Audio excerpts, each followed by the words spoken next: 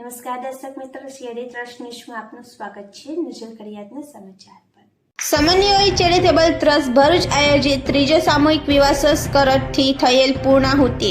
Hostel ground Rajput છાત્રાલય ભરૂચ શુભ સ્થળે ભરૂચ શહેરમાં સમન્વય ચેરિટેબલ ટ્રસ્ટ ભરૂચ આયોજિત સામૂહિક વિવાહ સંસ્કાર આયોજવામાં આવેલ હતા, જેમાં હિન્દુ સમાજના સમગ્ર જ્ઞાતિ સમાજના યુવક યુવતીઓના વિવાહ સંસ્કાર કરવામાં આવ્યા હતા।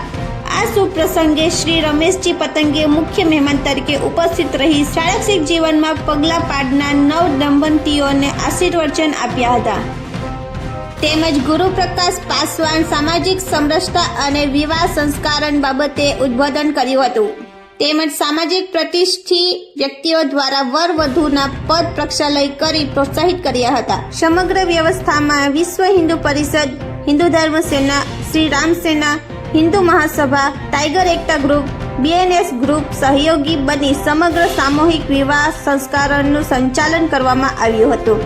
નવ દંપતીઓ તેમજ સામૂહિક વિવાહ સંસ્કારણમાં ઉપસ્થિત તમામ વર્ગના વાલીઓને આનંદની લાગણી વ્યાપી હતી। કુલ 23 જોડાએ ભાગ લીધો હતો, તેમાં 18 જોડાઓ આંતરજ્ઞાતિય લગ્નમાં જોડાયેલ હતા।